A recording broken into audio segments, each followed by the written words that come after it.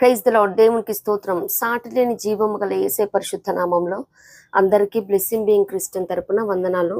మరి మన A to Z Christian ట్రేడ్స్లో భాగంగా ఆల్ఫాబెట్ L, లవ్, ప్రేమ కలిగి ఉండాలి అని ఈ మాట మీద ధ్యానిద్దాము.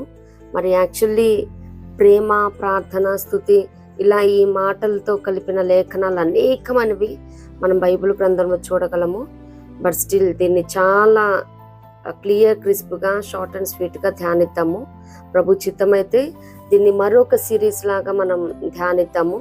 కీవర్డ్స్గా యోహాను సువార్త 3:16 దేవుడు లోకమును ఎంతో ప్రేమించెను కాగా ఆయన తన అద్వితీయ కుమారునిగా పుట్టిన వాని యందు విశ్వాసముంచు ప్రతివాడును నశింపక నిత్య జీవం పొందినట్లు ఆయనను అనుగ్రహించెను. అలాగే మనం 1 యోహాను 3:16 కూడా చూసినట్లయితే ఈ యోహాను సువార్త 3:16 ఆయన జననం గురించి మాట్లాడటం జరుగుతూ ఉన్నది. ఆయన్ని అనుగ్రహించాడు అని మనం క్రిస్మస్ టైంలో కూడా ఈ మాటని ధ్యానిస్తూ ఉంటాము. అలాగే ఆయన మరణం గురించి మరి 1 యోహాను 3:16 చూసినట్లయితే ఆయన మన నిమిత్తము తన ప్రాణము పెట్టును కనుక దీని వలన ప్రేమ ఎట్టిదని తెలుసుకొనుచున్నాము. మనము కూడా సహోదరుడి నిమిత్తం మన ప్రాణములను పెట్టబద్ధులమై ఉన్నాము. మరి యోహాను సువార్త 3:16 ఆయన జననం గురించి తెలుపుతూ ఉంటే ఆయన ప్రేమని, అలాగే 1 యోహాను పత్రిక మరి 3:16 ఆయన మరణం ద్వారా ప్రేమని ఏ రీతిగా వ్యక్తపరుస్తున్నారో తెలుస్తూ ఉన్నది. మరి అనేకమైన లేఖనాలు ఉన్నాయి. యాక్చువల్లీ మనం ధ్యానించాలంటే మరి అన్నిటికీ మనం చెప్పుకుంటున్నట్టు కొన్ని లేఖనాలని చెప్పటానికి అసలు బైబిలే మనకి this is a love letter from God, this is full of love. ఇంకా బైబిల్లో మనం ఎక్కడ చూసినా కానీ ఆయన ప్రేమే కనిపిస్తూ ఉంటుంది. Because a God is love, he is full of love and he is filled with love. So మరి దీనికి సంబంధించి లేఖనాలు ఎత్తిపట్టాలంటే మరి ధ్యానించినప్పుడైతే చాలా వచ్చినాయి. అది ఆర్స్ టుగెదర్ వెళ్ళిపోతూనే ఉంటుంది. సో సింగిల్ ఎపిసోడ్లో చేయటానికి అవ్వదు కాబట్టి ప్రభు చిత్తం అయితే ప్రేమ అనే శీర్షికని ఆ సిరీస్ని మరలా మనం ధ్యానిద్దాము. చాలా దాన్ని షార్ట్ చేసేసి ధ్యానించడం జరిగింది. అలాగే భయపడవద్దు అని పరిశుద్ధ గ్రంథంలో 366 సార్లు అది ఏ రీతిగా తెలుపబడినదో మరి ప్రేమ అనే మాట కూడా 366 సార్లు మనం బైబిల్లో ధ్యానించడం అన్నది జరిగింది. మరి అది కూడా ఏంటంటే దినానికి ఒక మారు ఈ లేఖనం చెప్తున్నది ఏంటంటే మనకి దినదినము ఒకరినొకరు సహించుకుంటూ, క్షమించుకుంటూ ప్రేమించబద్ధులమై ఉన్నాము. ప్రేమ కలిగి ఉండాలి. మరి మనం ఇతరుని, మన సహోదరుని, మన ఫ్యామిలీ మెంబర్స్ని, కిత్తన్కిని, అలాగే అంత మాత్రమే కాదు కానీ మనం మన దేవాది దేవుణ్ణి ప్రేమించబద్ధులమై ఉన్నాము. దేవునికి స్తోత్రం. మరి ప్రేమలు కూడా నానా రకాలు ఉన్నాయి. మరి గ్రీక్ మైథాలజీ ప్రకారం ఏంటంటే గ్రీక్లో 4 రకాలు. ఇరోస్, రొమాంటిక్ లవ్ అంటే భార్యాభర్తల మధ్య. సెకండ్ వన్ వచ్చి స్టార్జే అంటే ఇది ఫ్యామిలీ మెంబర్స్, కుమార్తెను కానీ, తల్లిదండ్రులను కానీ, అన్నదమ్ముల్ని, అక్క చెల్లెల్ని ఆ రీతిగా ప్రేమించేది. మూడోది ఫిలియో లవ్ అంటే బ్రదర్లీ లవ్, ఫ్రెండ్స్తో, అలాగే మనం ఫెలోషిప్ ఎవరితో కలిగి ఉంటామో ఆ లవ్ గురించి. అలాగే ఫోర్త్ వన్ చూసినట్లయితే agape love, this is God's love, divine love and conditional లవ్గా మరి తెలపబడతా ఉన్నది. ఈ 4 రకాల ప్రేమల్లో మరి గాడ్స్ లవ్ అన్నది దట్ ఈస్ వెరీ ప్రెషస్, చాలా ప్రాముఖ్యమైనది, ప్రశస్తమైనది. మరి మనం చూసుకున్నట్లయితే మరి దీంట్లోనే చాలా వరకు మరి ధ్యానిస్తున్నప్పుడు దేవుడు ఎవరిని ప్రేమిస్తారు, ఎలా ఉంటే ప్రేమిస్తారు, అలాగే మనం ఎవరిని ప్రేమించాలి, దేన్ని ప్రేమించాలి, ఎవరిని ప్రేమించకూడదు, దేన్ని ప్రేమించకూడదు, అలాగే దేవుణ్ణి ప్రేమించకపోతే ఏమవుతుంది, ఇలా చాలా వరకు ధ్యానాంశంలో రావటం జరిగింది. మరి కొన్ని మాత్రమే లేఖనాలు మనం ధ్యానించుకుంటూ, అలాగే ఒక ట్రూ అండ్ ట్రాజిక్ స్టోరీ అంటే ప్రేమ త్యాగం అనే సందర్భంగా మరి ఆ స్టోరీ కూడా మనం ధ్యానిద్దాము. మరి మొదటిగా చూసినట్లయితే మనం దేవుణ్ణి ప్రేమిస్తే అంటే డైరెక్ట్గా మనం దేవుణ్ణి ప్రేమించడం ఏ రీతిగా అంటే మరి మత్తయి సువార్త 25వ అధ్యాయంలో 31 నుంచి 40 వరకు మనం చూస్తాము. మరి నేను ఆకలిగొని ఉన్నాను, మీరు నాకు ఆహారం పెట్టారు, మరి నేను చెరసాలలో మీరు నన్ను చూడవచ్చారు, రోగినై ఉన్నాను అని ఈ రీతిగా చెప్తున్నప్పుడు కుడివైపున ఉన్న మరి ఆ గొర్రెలు వాళ్ళు అంటారనమాట, ఎప్పుడు ప్రభా మీరు ఎప్పుడు ఆకలి కొంటే మేము ఇచ్చామని అడిగినప్పుడు మరి అక్కడ దేవుడు చెప్తా ఉంటారు కదా, యేసయ్య మిక్కిలి అల్పులైన ఈ నా సహోదరులలో ఒక్కనికి చేస్తే మీరు నాకు చేసినట్లే అని నిశ్చయంగా మీతో చెప్పుచున్నానని చెప్తా ఉన్నారు. అలాగే మనం దేవుణ్ణి ప్రేమించడం అంటే మరి తెలుగులో కూడా సేయింగ్ ఉంటుంది కదా, మరి మనిషికి చేస్తే అది దేవునికి చేస్తున్నట్టే. అలాగే మనం మనుషుల్ని, మన తోటి వారిని, ఈ 4 రకాలనే మరి మన స్పౌజ్, మన భార్యని, భర్తని, మన బిడ్డల్ని, రక్త సంబంధుల్ని, ఫ్యామిలీని, ఫ్రెండ్స్ని, అన్ని రకాల వాళ్ళని మరి ప్రేమించడం in the sense the romantic love గురించి, ఫీలింగ్ లవ్ గురించి మాట్లాడట్లేదు, కానీ మరి ఫ్యామిలీ మెంబర్స్ కానీ దేవుని ప్రేమని చూపించడం, అలాగే మన తోటి సహోదరులను కానీ, సహవాసంలో మనతో సంఘస్థులను కానీ, జాబ్ చేస్తున్నప్పుడు అక్కడ కొలీగ్స్ని కానీ, క్లాస్మేట్స్ని కానీ, ఈ రీతిగా ప్రేమ ఇన్ ద సెన్స్ నెగిటివ్గా కాదు. మరి దీన్ని మాత్రం దేవుని ప్రేమని మనం ఏ రీతిగా చూపగలుగుతాం, అలాగే మనం దేవుని ప్రేమిస్తే మరి దేవుడు అనుగ్రహించే దీవుని ఏందో చూద్దాము. మొదటిదిగా కృప చూపును, దేవుడు కృప చూపిస్తాడంట. ద్వితీయోపదేశ ఖండము 7:9 చూచినట్లయితే, కాబట్టి నీ దేవుడైన యెహోవా తానే దేవుడనియు తన్ను ప్రేమించి తన ఆజ్ఞలను అనుసరించి నడుచుకుని వారికి తన నిబంధనను స్థిరపరచువాడును 1000 తరముల వరకు కృపచూపువాడును నమ్మదగిన దేవుడును అని మరి ఇక్కడ లేఖనాలు తెలుపుతా ఉన్నాయి. నిజముగా మనం చూసినట్లయితే ఎవరెవరో మనపై మరి కరుణ చూపించాలని, వారు దయాదాక్షిణలను పొందుకోవాలని, వారి సైట్లో వారి కనుదృష్టిలోకి వెళ్ళాలని ఈ రీతిగా మనం ఆలోచన చేస్తూ ఉంటాము. అదే మనం దేవుని ప్రేమిస్తే ఆయన 1000 తరాల వరకు కృప చూపే దేవుడై ఉన్నాడు. దేవునికి స్తోత్రం. మరి మన తరమే కాదు కానీ మన తర్వాత పిల్లలు పిల్లలు పిల్లలు పిల్లలు ఎన్ని జనరేషన్స్ మనం లెక్కించగలమండి. 1000 అంటే ఎన్ని తరాలు, దేవుని రాకడ కూడా వస్తుంది. అంటే అంతలా మన సంతతి వారు కూడా దేవునిచే కృప చూపించబడాలంటే, దేవునిచే ఆశీర్వదించబడాలంటే నిశ్చయముగా నేడు మనం దేవుని ప్రేమించడం స్టార్ట్ చేస్తే, దేవుని ప్రేమించడం అన్నది కూడా మనం మత్తయి సువార్త 25:31-40 చూసినాము. మరి ఈ రీతిగా ఎప్పుడైతే దేవుని ప్రేమించడం మనం స్టార్ట్ చేస్తామో, దేవుడు మనకి తోడుగా ఉండి ఆయన 1000 తరాల వరకు కృప చూపించే దేవుడు అన్నాడు. అసలు దేవాది దేవుడు ఆయన కృప చూపిస్తే మన ఇతరుల్ని మరి ఆశ్రయించాల్సిన యాచించాల్సిన అవసరమే ఉండదు కదా. సో మనం దేవుని ప్రేమిద్దాం, ఆయన అనుగ్రహించే కృపకు పాత్రలం అవుదాం. మనం మాత్రమే కాదు కానీ నెక్స్ట్ జనరేషన్స్, వచ్చు తరాలు కూడా ఆయన కృప కలిగి జీవించడానికి నేడు మనం చేస్తున్న ఈ భక్తి జీవితం అన్నది, అలాగే దేవుని ఎడల మనం ప్రేమ చూపించడం అన్నది ఎంతో ప్రాముఖ్యమైనది ఉన్నది. దేవునికి స్తోత్రం. అంత మాత్రమే కాదు, సెకండ్ పాయింట్ చూసినట్లయితే తప్పించబడతారు. కీర్తన 91:14, అతడు నన్ను ప్రేమించుచున్నాడు గనుక నేను అతని తప్పించెదను. అంటే ఇదేంటంటే కీడు, అపాయం, అవమానం, నింద, లేమి, మరణం, దుర్వ్యసనాలు, what not every bad aspects నుంచి దేవుడు మనల్ని తప్పించే దేవుడై ఉన్నాడు. అతడు నన్ను ప్రేమించుచున్నాడు గనుక అంటే ఇది ప్రెజెంట్ కంటిన్యూస్ ఫామ్ లో ఉంది. ప్రేమించుచున్నాడు అంటే ఒకప్పుడు ప్రేమించేసి అయిపోలేదు. అలాగే మరి ఫ్యూచర్లో ప్రేమిస్తాం ప్రభా ఇప్పుడు చెయ్యంటాం కాదు, కానీ ప్రేమించుచున్నాడు అంటే ప్రెజెంట్ కూడా దేవుణ్ణే ప్రేమిస్తా ఉన్నాడు, దేవుణ్ణే ఆశ్రయంగా చేసుకున్నాడు, దేవుణ్ణే ఆధారంగా చేసుకొని ఉన్నాడు. కాబట్టి నిత్యముగా అటువంటి వ్యక్తిని కానీ, కుటుంబాన్ని కానీ, సంఘాన్ని కానీ దేవుడు తప్పించే దేవుడై ఉన్నాడు. మరి ఆ వ్యక్తి మీద ఏమైనా నింద కానీ, తను చేయని నేరానికి అపనింద పడుతూ మరి అవమానంగా భావిస్తూ ఉంటే, మరి దేవుణ్ణి మనం ప్రేమిస్తూ ఉన్నప్పుడు ఆయన ప్రతి విధమైన వాటి నుండి, కీడు నుండి, శాపం నుండి, పాపం నుండి, దుర్వ్యసనాల నుండి, నిందల నుండి, అపనిందల నుండి, అవమానాల నుండి, అపాయాల నుండి, కీడు నుండి, హాని నుండి, మరణం నుండి కూడా దేవుడు తప్పించే దేవుడు అన్నాడు. దేవునికి స్తోత్రం. మరి వచ్చేవే కాదు కానీ జరిగిపోయిన వాటిలో కూడా ఏదైనా ఇప్పటికీ కూడా మరి నీవు నేను అనుభవిస్తూ ఉంటే ఇటువంటివి ఏమన్నా నిందలు కానీ వీటన్నిటి నుండి దేవుడు తప్పిస్తానని వాగ్దానం చేస్తా ఉన్నాడు. మరి ఒకసారి దేవుణ్ణి ఆశ్రయించి మరలా వెనుదిరగటం కాదు, కానీ ఆయన మీదే హోప్స్ పెట్టుకొని ఆయన్నే ప్రేమిస్తూ ఉన్నప్పుడు ఆయన తప్పించే దేవుడే ఉన్నాడు. దేవునికి స్తోత్రం. మరి థర్డ్ వన్ చూసినట్లయితే క్షమాపణ.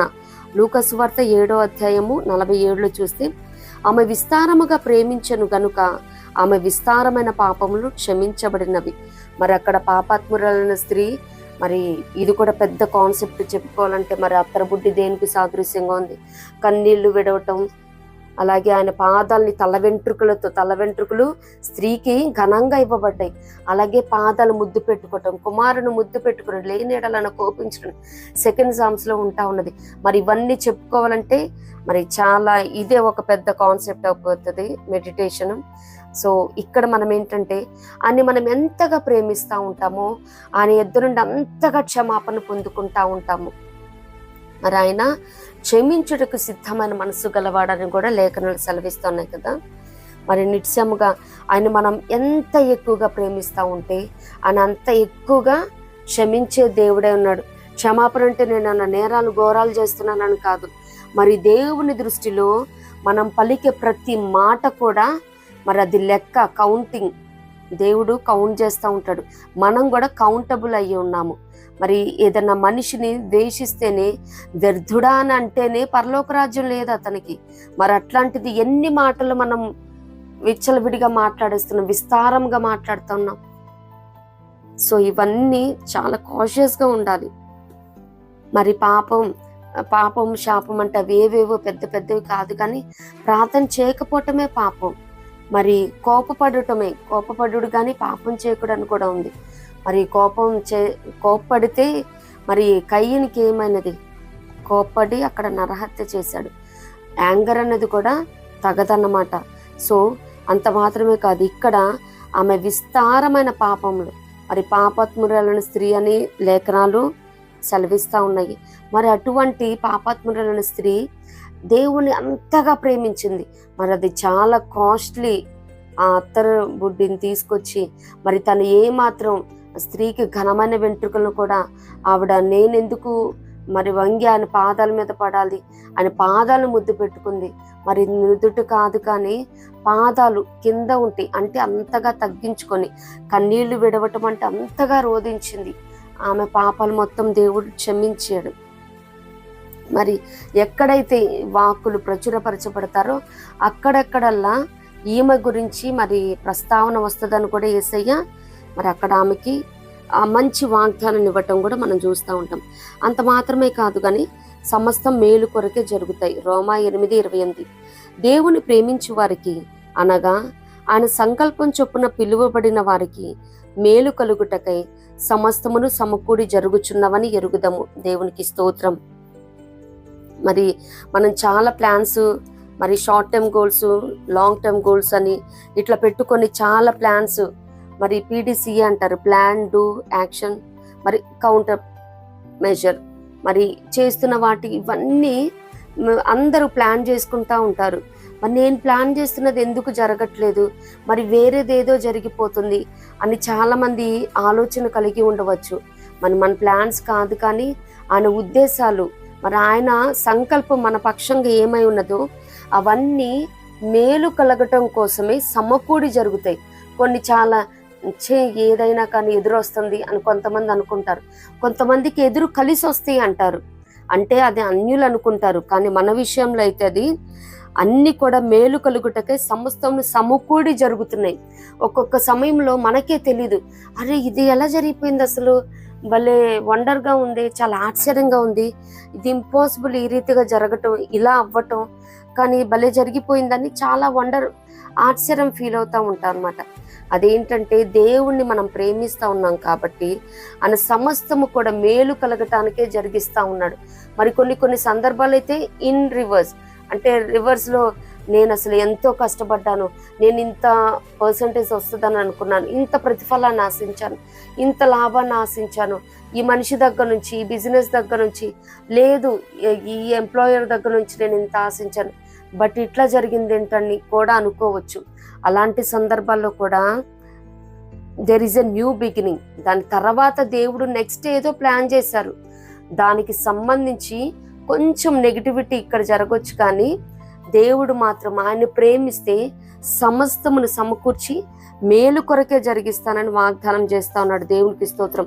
మరి ఎటువంటి పరిస్థితిలో కూడా అది కొంచెం నెగిటివ్గా అనిపించినప్పటికీ అది మేలు కొరకే జరుగుతుంది తర్వాత మనం అనుకుంటాం. నిజమే, నేను చాలా వ్యతిరేకంగా ఆలోచించాను, విరుద్ధంగా ఆలోచించాను, చాలా కష్టపడ్డాను, చాలా మరి దేవుణ్ణి కూడా దూషించాను, నిందించాను. మరి ఆ కోపం, ఆ యాంగర్ మొత్తం నేను కుటుంబంలో చూపించాను, చాలా స్ట్రగుల్ ఫీల్ అయ్యాను. బట్ నిజంగా ఇంత మంచి దీవెన నాకు లభిస్తుందని, ఇంత శ్రేయస్కరమైన ఆశీర్వాదంతో దేవుడు నన్ను ఎదుర్కొంటారని నేను తెలుసుకోలేకపోయానని అప్పుడు దేవుని స్తుతిస్తాం. దేవునికి స్తోత్రం. అంత మాత్రమే కాదు కానీ శ్రేష్టమైనవి సిద్ధపాటు. 1 కొరింథీ 2:9. ఇందును గూర్చి దేవుడు తన్ను ప్రేమించి వారి కొరకు ఏవి సిద్ధపరిచెనో అవి కంటికి కనబడలేదు, చెవికి వినబడలేదు, మనుష్య హృదయమునకు గోచరము కాలేదు అని వ్రాయబడి ఉన్నది. దేవునికి స్తోత్రం. మనం చెప్పుకున్నాం కదా, మరి దేవుడు మనకి మరి ఇహలోకం మాథ్యూస్లో ఉంటుంది కదా, మత్తయి సువార్త. మరి తండ్రి బిడ్డ రొట్టెని అడిగితే రాతినివ్వడు కదా, అలాగే మనకి చేపను అడిగితే పామునివ్వడు. మరి శ్రేష్టమైంది, శ్రేయస్కరం అనేది బిడ్డకి ఇవ్వాలని తండ్రి ఆశ కలిగి ఉంటాడు. మరి అటువంటిది పరమ తండ్రి మనకి మంచివే దాచి ఉంచుతాడు కదా. మన బిడ్డలకి మనం ఎప్పుడో వస్తుంది, స్కూల్ ఓపెనింగ్కి ముందే మరి అమౌంట్ సిద్ధపరచుకుంటా ఉంటారు. మరి అడ్మిషన్ ఫీజు కట్టాలి, యూనిఫామ్ తీసుకోవాలి, బుక్స్ ఫీజులు, మరి బిల్డింగ్ ఫండ్స్, ఇలాంటివన్నీ ఉంటాయని తండ్రి అన్ని సిద్ధపాటు చేస్తాడు న్యూ అకాడమిక్ ఇయర్కి ముందుగానే.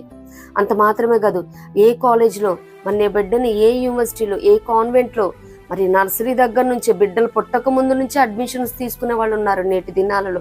మరి బిడ్డ బర్త్డే రాకముందు అన్ని ప్లాన్ చేసే వాళ్ళు ఉన్నారు. మరి ఆల్ ఆఫ్ ఏ సడన్ ఆ టైంకి అవుతుందో లేదో ఒక్కొక్కటిగా ఈ మంత్ డ్రెస్ తీసుకుందాం, నెక్స్ట్ మంత్ మరి కేక్ కానీ చాక్లెట్ కానీ దాచిపెడదాం, ఈ రీతిగా ప్లాన్ చేసుకునే వాళ్ళు ఉన్నారు. మరి అటువంటిది పరమ తండ్రి మనకెంత మరి శ్రేష్టం అనేది దాచి ఉంచుతాడు. మరి ఆయన మనకెంత మంచివి, మరి మనం కోరుకునేవి మనం బిడ్డలకు కూడా సర్ప్రైజ్ ఇవ్వాలని వాళ్ళు ఏదైతే ఆశ కలిగి ఉంటారో అది ఇవ్వటానికి వాళ్ళని మనం సర్ప్రైజ్ చేయాలి. వాళ్ళు హ్యాపీగా ఫీల్ అవుతే చూడాలి ఆన్ దేర్ స్పెషల్ డే ఒకేషన్కి అని తల్లిదండ్రులుగా ఎలా ఆశ కలిగి ఉంటారో పరమ తండ్రి కూడా మన కొరకు అని ఎంతో శ్రేష్టమైనవి దాచి ఉంచారంట. దేవునికి స్తోత్రం. మరి ఇప్పుడైతే అవి మన కంటికి కనిపించుకోవచ్చు, మనం ఆ చెవికి అవి వినబడకపోవచ్చు. అంత మంచి శుభవార్తని, ఆ సువార్తని మనం ఇప్పుడు వినకపోవచ్చు. అలాగే మనుష్య హృదయం ఇంకా మన ఎక్స్పెక్టేషన్స్కి మరి బియాండ్ చేసే దేవుడే ఉన్నాడు. దేవునికి స్తోత్రం. మనం సాటిస్ఫై అయితే చాలు ప్రభు అని అనుకుంటాం, కానీ ఆయన డిలైట్ చేసే దేవుడు అన్నాడు. దేవునికి స్తోత్రం. డిలైట్ అంటే exceeding satisfaction levels, exceeding expectations. మరి ఆ సమయాలలో మరి ఓటు హక్కుకి, మ్యారేజ్కి ఏ రీతిగా స్టిపులేటెడ్ టైం లైన్ ఉంటుందో, ఏజ్ ఉంటుందో, ఆ రీతిగానే ఏ ఏ సమయాలలో ఏవేవి మనకు అవసరమై ఉన్నవో ఆయా సమయాలలో దేవుడు అనుగ్రహించే దేవుడై ఉన్నాడు. దేవునికి స్తోత్రం. మనం తొందరపాటు వల్ల కానీ, మనం దేవుణ్ణి పెట్టేస్తున్నామని కానీ, మరి ఆయన్ని ప్రేమించే వాళ్ళకైతే దేవుడు అనుగ్రహించడు. కానీ ఆయన అపాయింటెడ్ టైంలో ఆయన ఎప్పుడైతే ఉద్దేశించి ఉన్నాడో, నేను ఉద్దేశించున్నాను, అది నిష్ఫలము కానేరదు. మరి ఉంటుంది కదా, మరి యెర్మీయా 29:11 ఉంటుంది కదా, నేను మిమ్మును గూర్చి ఉద్దేశించిన సంగతులను నేను ఎరుగుదును, రాబో కాలమందు మీకు నిరీక్షణ కలుగునట్లుగా అవి సమాధానకరమైన ఉద్దేశములే గాని హానికరమైనవి కావు. ఇదే యెహోవా వాక్కు. దేవునికి స్తోత్రం.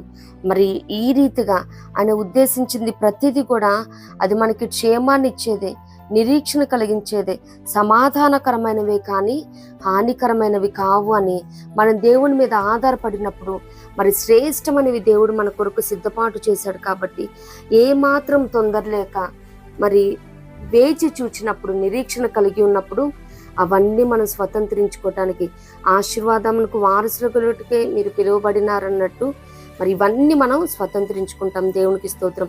మరి అంత మాత్రమే కాదు కానీ దేవుడు మనల్ని ప్రేమిస్తే దొరికే దీవెనలు. మొదటిదిగా దేవుని పిల్లలగుటకు అధికారం. 1 యోహాను 3:1. మనము దేవుని పిల్లలమని పిలువబడినట్లు తండ్రి మనకెట్టి ప్రేమ అనుగ్రహించినో చూడుడి. దేవునికి స్తోత్రం.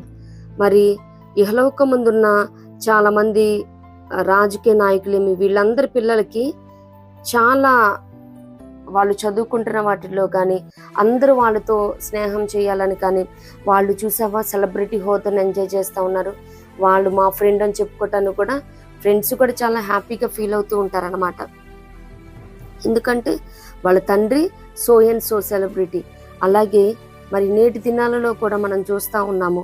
అధికారుల పిల్లలకేమి, మరి డిఫరెంట్ కైండ్స్ ఆఫ్ ఇండస్ట్రియలిస్ట్ పిల్లలేమి, వీళ్ళ పిల్లలందరూ ఏంటంటే మా డాడీ ఎవరో తెలుసా, మా డాడీ సో అండ్ సో, మరి మా డాడీ ఏది చెప్పినా కానీ జరిగిపోద్ది రాష్ట్రంలో, మరి మా డాడీకి అంత పలుకుబడి ఉంది అని ఈ రీతిగా బోస్టింగ్ చేసుకుంటా ఉంటారు. మనమైతే వాళ్ళ పిల్లలు వీళ్ళ పిల్లలని చెప్పుకోవటం కాదు, కానీ దేవుడు మనకి ఎంతటి అధికారాన్ని ఇచ్చాడంటే నిజముగా దేవుని పిల్లలగటానికి ఆయన మనపై ప్రేమను చూపించాడు. మరి లేఖనాల్లో ఉంటది, మీరు పెద్ద గొప్ప జనాంగం అని కాదు, మిమ్మల్ని చేరదీసింది, మిమ్మల్ని ప్రేమించింది. మరి ఆయన స్పెషల్ కేర్ తీసుకున్నాడు. మీరు లోకల్లో చూస్తే చాలా చిన్న జనాంగమే కదా అని ఇశ్రాయేలులతో మాట్లాడుతూ ఉంటాడు దేవుడు. 2 7 అధ్యాయంలో చూస్తూ ఉంటే మరి మనం ఎంతటి వాళ్ళం అనేది కాదు, కానీ మరి ఎంత అల్పమైన దీనులమైనప్పటికీ కేవలం ఆయన ప్రేమను బట్టి మాత్రమే దేవుని పిల్లలు అవ్వటానికి దేవుడు అధికారం ఇచ్చి ఉన్నాడు. చాలా మంది అనుకుంటా ఉంటారు, నేను ఆ దేశంలో పుడితే బాగుండు, వాళ్ళ పిల్లలుగా పుడితే బాగుండు, ఆ పలానా వ్యక్తి కడుపును పుడితే బాగుండేది, అసలు ఇలాంటి లైఫ్ ఉండేదే కాదని.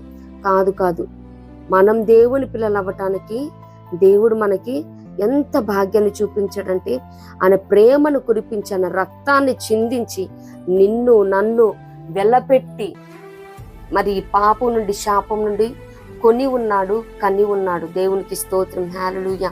మరి అంత మాత్రమే కాదు, కానీ ఆశీర్వదించి అభివృద్ధి చేయును. 2 7 అధ్యాయము 13 నుండి 15 వరకు మనం చూడగలుగుతాం. అక్కడ ఆయన నిన్ను ప్రేమించి ఆశీర్వదించి అభివృద్ధి చేసి నీకిచ్చేదనని నీ పితరులతో ప్రమాణము చేసిన దేశంలో నీ గర్భఫలమును, నీ భూఫలమైన నీ సస్యమును, నీ ద్రాక్షారసమును, నీ నూనెను, నీ పశువుల మందలను, నీ గొర్రెల మందలను, మేకల మందలను దీవించును. సమస్త జనముల కంటే ఎక్కువగా నీవు ఆశీర్దింపబడుదువు. నీలో మగవానికేమి ఆడుదానికేమి గొడ్డుతనం ఉండదు, నీ పశువులలోనైనను ఉండదు. యెహోవా నీ యొద్ద నుండి సర్వరోగములను తొలగించి నీ వెరిగి ఉన్న ఐగుప్తులోని కఠినమైన క్షయవ్యాధులన్నిటినీ నీకు దూరపరిచి నిన్ను ద్వేషించి వారందరి మీదకే వాటిని పంపించును. దేవునికి స్తోత్రం. మరి ఇక్కడ చూసారా, అన్ని రకాలమైన ఆశీర్వాదాలను ఇక్కడే చెప్పేస్తున్నాడు. మన ఫుడ్ ఏంటి, మన బిడ్డలనేంటి, మరి మనకు కలిగి ఉన్న బలహీనతల నుండి దూరపరిచి సర్వరోగాల్ని తొలగిస్తాడంట. దేవునికి స్తోత్రం. మరి ఆయన సర్వరోగాలను తొలగిస్తానన్నాడు. మరి చాలా మంది అయితే ఏదో తలనొప్పి, కడుపు నొప్పి, కాళ్ళ నొప్పి అంటే ఓకే, పెద్ద పెద్ద రోగాలు, ఎయిడ్స్ అంటే, క్యాన్సర్ అంటే ఇట్లాంటి దేవుడు చేయగలుగుతాడని చాలా మందిలో అపనమ్మకం ఉంటుంది. కానీ ఇక్కడ దేవుడు వాగ్దానం చేస్తా ఉన్నాడు. మరి దేవుడు ప్రేమిస్తే, దేవుడు మనల్ని ప్రేమిస్తే సర్వరోగాల్ని తొలగిస్తాడంట. దేవునికి స్తోత్రం. అని ఇక్కడ ఏమి మెన్షన్ చేయలేదు, సర్వరోగాలు అన్నాడు. తర్వాత టీబీ గురించి చెప్తా ఉన్నారు, కానీ క్షయ అంటే టీబీ కదా. ఇక్కడ మాత్రం దేవుడు వాగ్దానం చేస్తా ఉన్నాడు. ఒకటి, గొడ్రాళ్ళు అనే వాళ్ళే ఉండరు. అలాగే మన బిడ్డల్ని మరి బయట సస్య సంపదనేమి, ఆయిల్ నేమి, వైన్ నేమి అన్నిటిని ఆశీర్వదించి సర్వరోగాన్ని కూడా తొలగిస్తానని వాగ్దానం చేస్తున్నాడు. దేవునికి స్తోత్రం. మరి దేవునిచే మనం ప్రేమించబడాలని మరి ఈ లేఖనాలు ఎవరైతే బలహీనంగా ఉన్నారో, దేవా నువ్వు నన్ను ప్రేమించయ్యా, నా మధ్య నుండి నాలో నుండి సర్వరోగాల్ని తొలగించి అని దేవుని ప్రాధేయపడినప్పుడు మాట ఇచ్చిన వాడు నమ్మదగిన వాడు. మరి నిన్న నేడు నిరంతరం మారని ఏకరీతిగా ఉన్న దేవాది దేవుడు మరి మాట ఇచ్చున్నాడు. నేను ప్రేమిస్తే వాళ్ళకి సర్వరోగాలను తొలగిస్తానని. అలాగే ఎవరైతే గొడ్రాళ్ళు ఉన్నారో వారు కూడా ఈ ప్రామిస్ని ఎత్తిపట్టి మరి ఎవరికి కూడా గొడ్డుతనం అనేది ఉండదంట, పశువుల్లో కూడా ఉండదని వాగ్దానం చేసిన దేవుడు మరి మనకి ఏదైతే గొడ్డుతనం అనేది అనుభవిస్తా ఉన్నారో, మరి బిడ్డలు లేక, అది ఫిజికల్గా కాదు కానీ స్పిరిచువల్గా కూడా మరి సంఘాన్ని నడిపిస్తూ మరి ఒక్క ఆత్మ కూడా రక్షించబడలేదు. ఇంత ప్రయాణాలు చేస్తున్నాయి, ఇంత ప్రయాసపడుతున్నాయి, ఇంత పోరాటాల మధ్య, ఛాలెంజెస్ మధ్య మరి నా ప్రాణాన్ని తెగించి ఇటువంటి ప్రయాసతో కూడి పని చేస్తూ ఉంటే ఒక్క ఆత్మ కూడా రక్షించబడట్లేదు అని అనుకుంటూ ఉంటే మరి దేవుడు వాగ్దానం చేస్తూ ఉంటున్నారు. దేవుడు ఎవరిని ప్రేమిస్తాడో మరి వాళ్ళకి గొడ్డుతనం అనేది ఉండదంట. మగవానికే గాని మరి ఎవరైతే మరి పరిచర్యలో కూడా ఉంటా ఉన్నారో మగవానికేమి ఆడుదానికేమి అని మరి 2 different kinds of promises ఇక్కడ మనం చూస్తూ ఉన్నాము. 2 రకాల మాటలు. మరి ఈ వాగ్దానాన్ని ఎత్తుపట్టి ప్రార్థించినప్పుడు మరి ఫిజికల్గా ఇహలోకపరంగా అలాగే ఆత్మ సంపద, ఆత్మీయ సంబంధమైన సంతానాన్ని కూడా దేవుడిచ్చే దేవుడై ఉన్నాడు. అలాగే సర్వరోగాలనంటే మరి ఇహలోకపరమైన మన బాడీకి వచ్చే మాత్రమే కాదు, కానీ ఆత్మీయ సంబంధమైన మరి ఏవేవైతే రోగాల్ని కలిగి ఉన్నామో, కొంతమంది ప్రార్థన చేయటం ఆలస్యం, ఆవలింతలు నిద్ర వచ్చేస్తుంది. బైబిల్ పట్టుకోవటం ఆలస్యం, వెంటనే నిద్ర కవలించేసిద్ది అనమాట. ఈ రీతిగా మరి ఏదైనా ఫాస్టింగ్ ఉండాలంటే గ్యాస్ట్రిక్ ప్రాబ్లం అని సంభవం ఏదో ఒకటి దుష్టుడు అప్పుడు బలహీనతలు పెట్టడాన్ని చూస్తూ ఉంటాడు.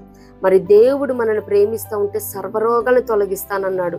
మరి ఆ రీతిగానే దేవా నీతో అధిక సమయం సహవాసం చేయాలని ఆశ కలిగి ఉన్నాను, బట్ ఈ బలహీనతలు మరి ఈ బలహీనతను నేను జయించలేకపోతా ఉన్నాను అని ప్రాధేయపడినప్పుడు ఆయన ఆ ప్రతి బలహీనత నుండి కూడా తొలగించి విడుదలనిచ్చి ఆయన సన్నిధికి అతి సమీపంగా చేసుకునే దేవుడై ఉన్నాడు. దేవునికి స్తోత్రం. అంత మాత్రమే కాదు కానీ శాపమును ఆశీర్వాదముగా చేయును. మరి ద్వితీయోపదేశ కాండము 23:5 నీ దేవుడైన యెహోవా నిన్ను ప్రేమించను గనుక నీ దేవుడైన యెహోవా ఆ శాపమును ఆశీర్వాదముగా చేసెను. దేవునికి స్తోత్రం. మరి ఆయన ప్రేమించినప్పుడు ఎవరెవరైతే మరి వాళ్ళు ఇలా చెప్పించారు, ఈ రీతిగా శాపం మరి మా కుటుంబాన్ని, నా మీద మరి నా యజమాని మీద, బిడ్డల మీద ఏలుబడి చేస్తా ఉన్నది అని ఎవరైతే భయపడుతూ బాధపడుతూ మరి కృంగిపోయి ఉన్నారో నిత్యముగా ఒక్కటే వాగ్దానం చేస్తూ ఉన్నాడు. ఆయనను ప్రేమించి దేవుడు మనల్ని ప్రేమిస్తే ఆ శాపాన్ని ఆశీర్వాదంగా మార్చే దేవుడు అన్నాడు. దేవునికి స్తోత్రం. హల్లెలూయా. మరి దేవా నువ్వు నన్ను ప్రేమించయ్యా, నేను నిన్ను ప్రేమించ మంచి మనసు నన్ను ప్రేమించయ్యా, నీ ప్రేమకు నేను పాత్రురాలను అవ్వాలయ్యా అని ఈ రీతిగా ప్రభు పాదాల చెంత ప్రాధేయపడినప్పుడు ఏవేవైతే శాపాలు మరి నీ మీద, నీ భర్త మీద, నీ భార్య మీద, నీ బిడ్డల మీద, నీ సంఘం మీద, నీ కుటుంబం మీద ఏలుబడి చేస్తా ఉన్నాయో అవన్నిటిని దేవుడు మరి గిల్గాలు వాళ్ళు తొలగించే దేవుడు, దొర్లించే దేవుడే అన్నాడు. దేవునికి స్తోత్రం.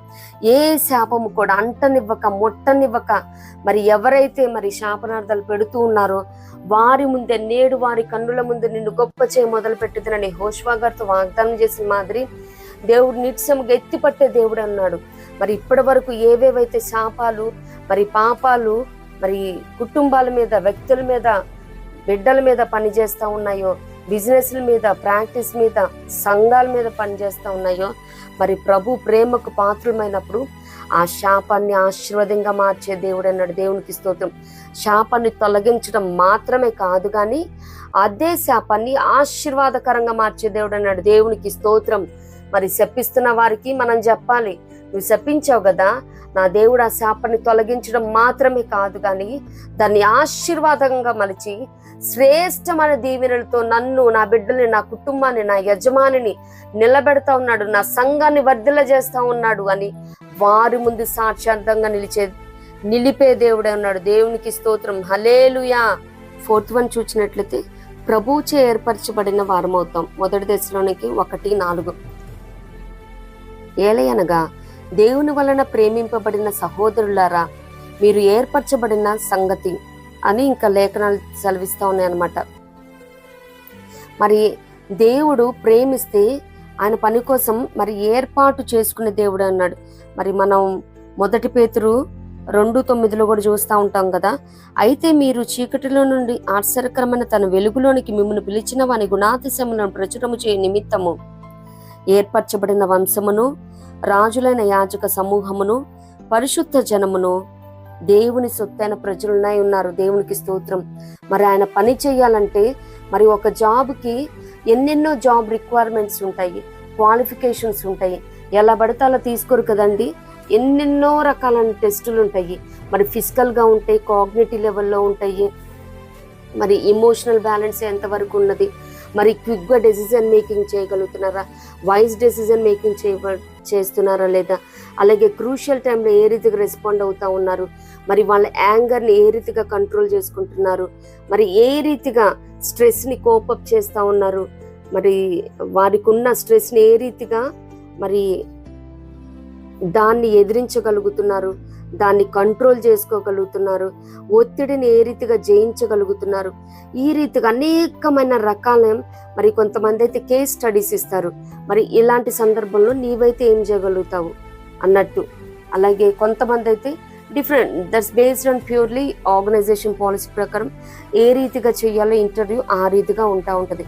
మరి ఒక జాబ్కి ఒక వ్యక్తిని మరి 360 degreesలో ఈ రీతిగా చేస్తూ ఉంటే మరి జాబ్ వచ్చిన తర్వాత కూడా మరి ఎవ్రీ ఇయర్ ఒక్కొక్కరికి వాళ్ళున్న పొజిషన్ బట్టి, పోస్ట్ని బట్టి మొత్తం మళ్ళా బాడీ చెకప్ ఉంటుంది. ఐసైట్ ఎంతవరకు వచ్చింది, మరి పళ్ళు బాగున్నాయా, కళ్ళు బాగున్నాయా, మరి స్టామినా ఎంతవరకు ఉన్నది, ఈ రీతిగా అన్నీ చూస్తూ ఉంటారు. మరి అలాంటిది దేవుని పనిచేసేటప్పుడు మరి ఆయన ఇంకా ఎన్ని రకాలుగా చూస్తాడు. ఆయన ఏర్పాటులోకి రావాలంటే, ఆయన కన్ను దృష్టిలోకి రావాలంటే, మరి భూలోకం అంతటా ఆయన కన్ను దృష్టి నిర్దోష మార్గమందు నడుచుకునే వారికి, అలాగే ఆయన పరిచారకుల కోసం చూస్తూ ఉన్నదంట. మరి ఆయన కన్ను దృష్టిలోకి వెళ్ళాలంటే, ఆయన పరిచర్య చేయాలంటే ఇంకా ఎన్ని రిస్ట్రిక్షన్స్ ఉంటాయి కదా, ఎన్ని క్వాలిఫికేషన్స్ కావాలి మనకి, ఎన్ని రిక్వైర్మెంట్స్ దేవుడికున్నాయి.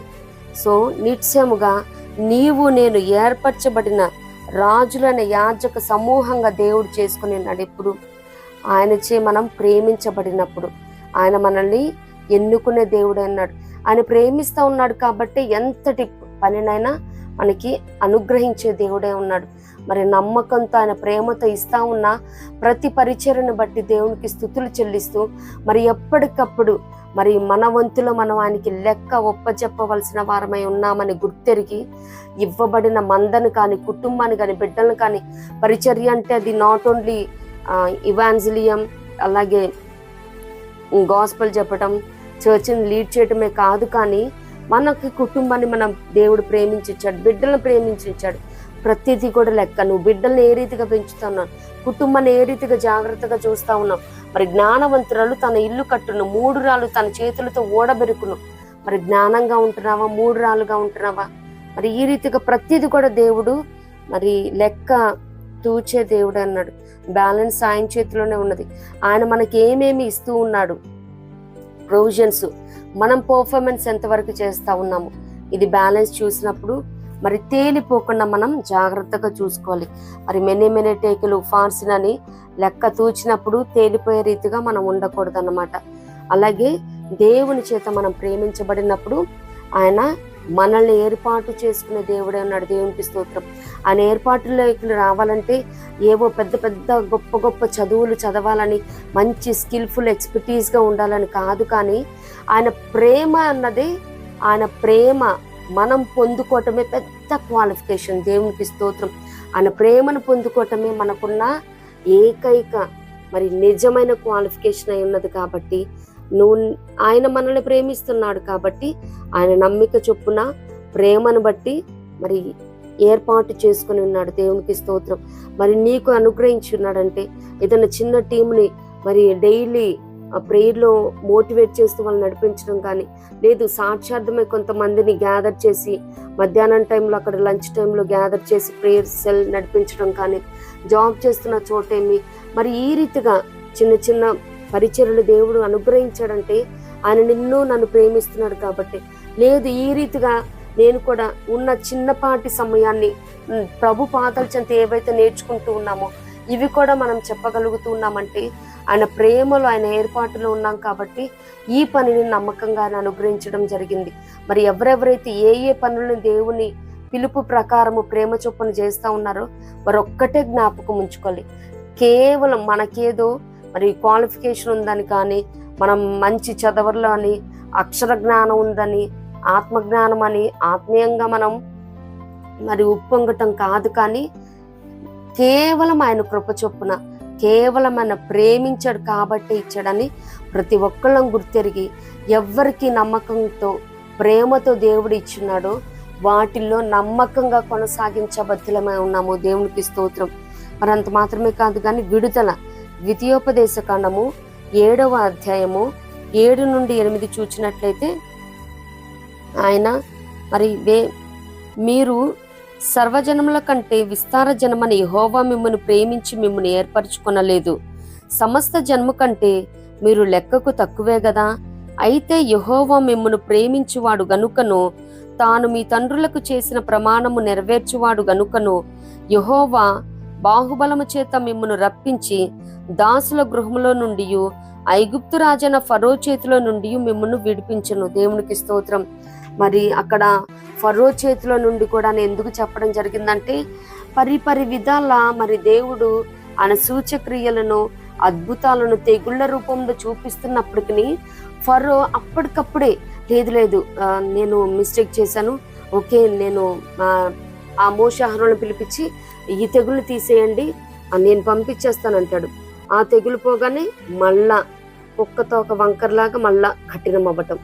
ఈ రీతిగా పరిపరి విధాల 1 కాదు 2 కాదు 10 రకాల తెగుళ్ళు చూసినప్పటికీ చాలా కఠినం చేసుకున్నాడు. చివరికి జ్యేష్ఠులు పశువుల్లో గాని బిడ్డల్లో గాని మరి మరణ సంహారక దూత సంహరించిన తర్వాత కూడా మరి పంపించడం జరిగింది. మళ్ళీ వెంటనే మళ్ళా అపవాది మళ్ళీ ఆయన్ని ప్రేరేపించడం ఏమో మరలా వెనక తరమటం చేస్తూ ఉంటాము. ఈ రీతిగా మరి అంతటి కఠినాత్ముడైన ఫరో చేతిలో నుండి కూడా దేవుడు విడుదలనిచ్చాడు. అలాగే మరి దేవుడు మనల్ని ప్రేమిస్తే ఏ దుర్వ్యసనాలలో కానీ పాపాల నుండి శాపాల నుండి బలహీనతల నుండి అవిధేయతల నుండి మరి రావాలనుకొని కూడా మరి బయటికి రాలేక వాటిని విడిపించుకోలేక విదిలించుకోలేక అక్కడే స్ట్రక్ అయి ఉన్నామో, ఏ బలహీనతలతో ఉంటూ ఉన్నామో, మరి ఇది చెయ్యకూడదు ఇంకా లైఫ్లో ఇంకా నేను తాగను అనుకుంటారు కొంతమంది. అప్పటికప్పుడే బిడ్డల మీద పెళ్ళం మీద ఇంకా ఒట్టేసేసి ఇంక ఇదే నేను లాస్ట్ ఇంకా నేను తాగను అంటారు. తెల్లారేపాటికల్లా మనం అలా మామూలు అయిపోతారు. ఆ రీతిగానే చాలా మంది డైట్ విషయంలో కూడా మరి తీసుకుంటారు, తర్వాత వెంటనే గ్యాస్ట్రిక్ ప్రాబ్లం వల్ల ఆ బ్లోటింగ్ వల్ల అబ్డామినల్ పెయిన్ వల్ల బాధపడతా ఉంటారు. అమ్మో ఇంక నేను ఎప్పుడు కూడా ఈ స్పైసీ ఫుడ్ తినకూడదు, లేట్ నైట్ తినకూడదు, మరి ఈ బిర్యానీ జోలి వెళ్ళకూడదు, ఈ రీతిగా అనుకుంటారు. మళ్ళీ వెంటనే ఎందుకంటే ఫుడీస్ కూడా మరి పరలోక రాజ్యంలో వాళ్ళకి తిండిపోతులు తిండి తిన్నామంటే కడుపు నిండా నిద్ర వచ్చేస్తుంది, మత్తులమైపోతాము.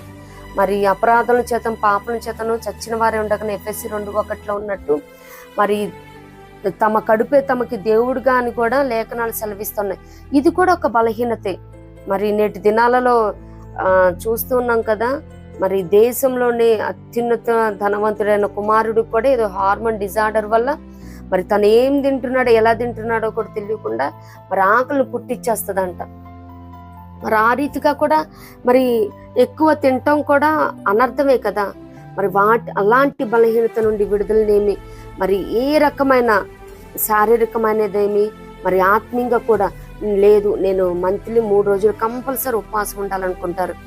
ఏదన్నా కొంచెం టెంప్టేషన్ ఎక్కడన్నా భోజనాలు పిలవటమో, ఇంట్లో మంచి ఫుడ్ ఉండటమో దాన్ని క్యాన్సిల్ చేసేస్తారు. నెక్స్ట్ టైం ఎప్పుడన్నా ఉండొచ్చులే. ఇంకా దేని విషయంలో కూడా పట్టు అనేది దేవుని విషయంలో ఉండదన్నమాట. ఇటువంటి బలహీనతల విషయంలోనేమి లేదు. తెల్లారుజామున ప్రార్థన చేస్తే మంచి మిరాకిల్స్ చూస్తారంట, అసలు జరగంది జరిగిపోయిద్దంట. 3-4 గంటల లేచేయాలి అని అనుకుంటాం నిద్రపోయేటప్పుడు. తర్వాత అసలు లేవలేము, అక్కడక్కడే దొర్లుతూ ఉంటాం తప్పించి ఆ బెడ్ దిగి కింద మోకాళ్ళు వేయటానికి మన వల్ల పడదనమాట. మళ్ళీ తర్వాత తెల్లారిన తర్వాత అయ్యో మంచి సమయాన్ని నేను మిస్ అయ్యానే, దేవుడు నన్ను చక్కగా దర్శించి లేపినాడు, నేనే ప్రేయర్లో మోకరించలేకపోయానని మళ్ళీ రిగ్రెట్ ఫీల్. లేదు, ఇంకా రేపు తెల్లారుజామున కంపల్సరీ లేవాలి. ఈ రీతిగా అనేకమైనవి కమిట్మెంట్స్ మనం అనుకుంటూ ఉంటాం, కానీ దాని నుండి విడుదల పొందుకోలేము ఆ బలహీనతల నుండి.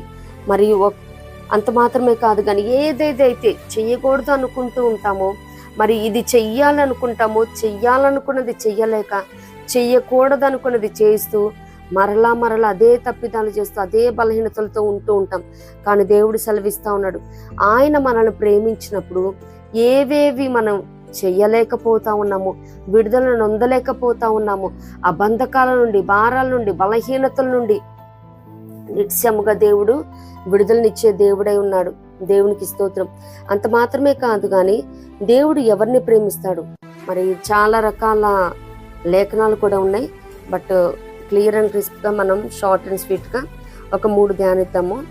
నిష్ఠ ప్రతిష్ట గల వారిని ప్రేమిస్తారంట. మరి దానియేలు 9:3 చూస్తే, దానియేలు నీవు బహుప్రియుడవు అని మరి దూత 1కి ముమ్మారు అక్కడ పలకటం చూస్తాను.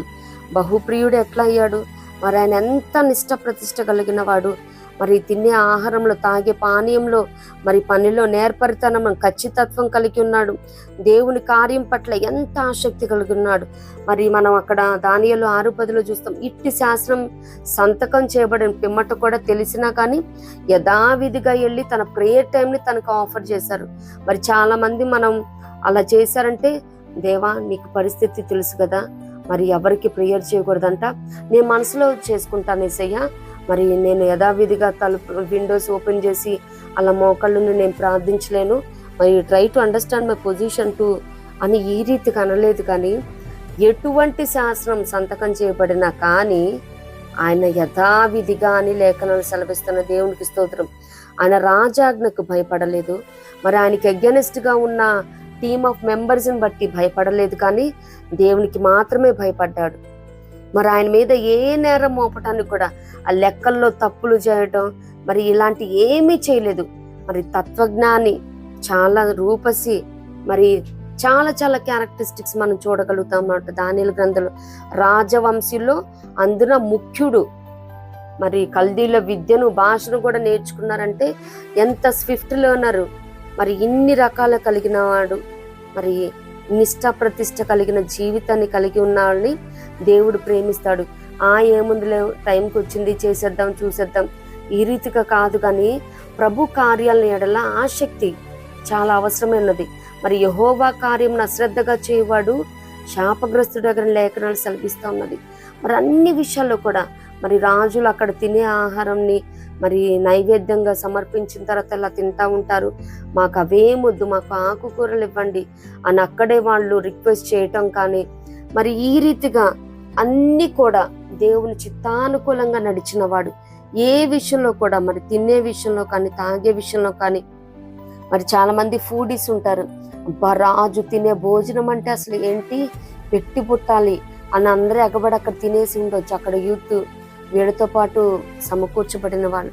కానీ వీళ్ళైతే దానియేలు గారు ఏ రీతిగా మరి నిష్ఠ ప్రతిష్ట కలిగి ప్రతి విషయంలో కూడా ఖచ్చితంగా ఉండి, మరి దేవుని నామానికి ఎక్కడ కూడా అవమానంకరంగా లేడు. రాజు సైతం మరి లయన్స్ డెన్లో దానియేలు గారు వేసిన తర్వాత ఉపవాసం ఉండి మరి రాజకార్యాలను ఏమీ చేయక ఉదయాన్న పరిగెత్తుకుంటే డెన్ దగ్గరికి వెళ్ళాడు. మరి దానియేలు మరి ఏ రీతిగా ఉన్నామని అక్కడ ఎంక్వైరీ చేయడానికి వెళ్ళాడంటే ఆయనకి నమ్మకం, ఆయన సేవించుచున్న దేవుడు ఆయన రక్షిస్తాడని. అదే నమ్మకంతో మరి ఆయన పరిగెత్తుకుంటా చక్కగా డెన్ దగ్గరికి రావటం, పిలవటం, నిన్ను రక్షించగలిగినా అనుదినము మానక తప్పక సేవించుచున్న దేవుడు అని అంటా ఉన్నాడు. దేవునికి స్తోత్రం. రాజు కూడా తెలిసిందనమాట తిన్న ప్రేయర్ఫుల్ లైఫ్ ఏ రీతిగా ఉన్నదో. మరి మన ప్రార్థన జీవితం మరి పరిస్థితులను బట్టి, పర్సన్స్ బట్టి మార్చడం కాదు. కానీ మరి నా హెల్త్ బాగోలేదు, ఈరోజు నేను ప్రేయర్ చేయాలని అసలు ఎప్పుడు అలాంటి టాపిక్ అన్నది ఆయన దగ్గర లేదనమాట. ఏ పాయింట్ ఆఫ్ టైంలో అయినా కానీ ఆయన మోకాళ్ళుని కిటికీలు తెరిచి యెరూషలేము తట్టు మరి ప్రార్థన చేయడం చూస్తూ ఉన్నాం. ఇటువంటి నిష్ఠ ప్రతిష్ట కలిగిన వారిని, మరి దైవ కార్యాలయంలో ఆసక్తి కలిగిన వారిని దేవుడు ప్రేమించే దేవుడే ఉన్నాడు. మరి దేవుని ప్రేమను మనం పొందుకోవాలంటే నిత్యముగా ఇటువంటి రకమైన జీవితాన్ని కూడా మనం అలవర్చుకోవాలన్నమాట. దేవునితో ఒక ఒడంబడిక కలిగి ఉన్నామంటే, మనం రక్షించబడిన దినాన దేవునితో ఏ ఏ నిబంధన చేసుకొని ఉన్నామో వాటికి అనుకూలంగా మనం జీవించబద్ధులమై ఉన్నాము. దానికి బైండ్ ఓవర్ అయిపోవాలంతే. మధ్యలో ఏవన్నా రానిగాక, whatever, let it come and that will go in same way. ఏ రీతిగా వచ్చిందో అట్లానే పోతుంది. మనం మాత్రం మన దేవుని విషయంలో, దైవ కార్యాల విషయంలో శ్రద్ధతోనూ ఆసక్తితోనూ చేయబద్ధులమన్నాం. దేవునికి స్తోత్రం. అంత మాత్రమే కాదు కానీ మరి నీతిమంతులను ప్రేమించేవాడంట. కీర్తన 146:8. యెహోవా నీతిమంతులను ప్రేమించేవాడు. మరి అబ్రహాము దేవుని నమ్మెను, అది అతనికి నీతిగా ఎంచబడినని కూడా లేఖనాలు సెలవిస్తున్నాయి. దేవుని పరిపూర్ణంగా మనం నమ్మాలి, మరి అది నీతిగా ఉంటదన్నమాట. అంత మాత్రమే కాదు, నీతి అనే మైమరువని కూడా మనం ఆర్మర్ ఆఫ్ గాడ్ లో చూస్తూ ఉంటాము. నీతి అన్నది ఏ విషయంలో అయినప్పటికీ నీతి నిజాయితీ కలిగి ఉండాలి. అప్పుడు మాత్రమే దేవుడు మనల్ని ప్రేమిస్తాడు. మరి ప్రతి విషయంలో కూడా, మరి చిన్న చిన్న బిజినెస్లు చేస్తున్న వాళ్ళేమి, మరి జాబ్ చేస్తున్న వాళ్ళేమి, బిజినెస్ మ్యాగ్నెట్స్, ఎంప్లాయీస్, ఎంప్లాయర్స్, ఈ రీతిగా చాలా మంది నీతితో ఉండరన్నమాట.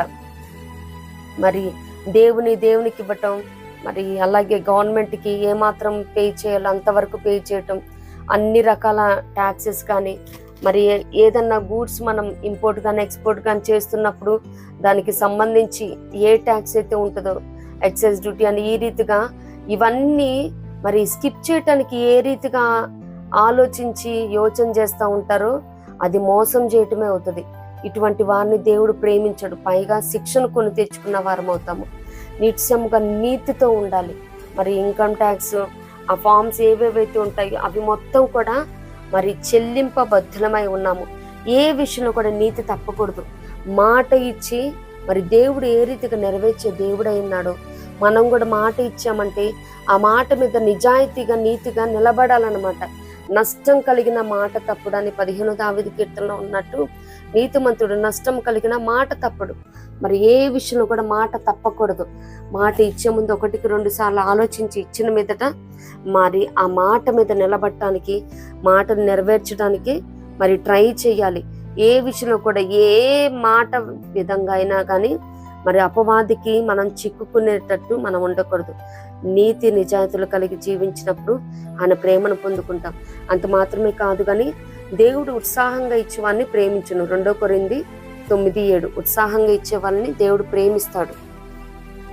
మరి ఎప్పుడు ఇవ్వటం అంటే నాట్ ఓన్లీ మోనిటరీ ఇష్యూస్, అంటే డబ్బు ప్రాధాన్యంగా కాదు, కానీ మనం 5 T's చూసినప్పుడు time, talent, treasure, tithe, Triumph.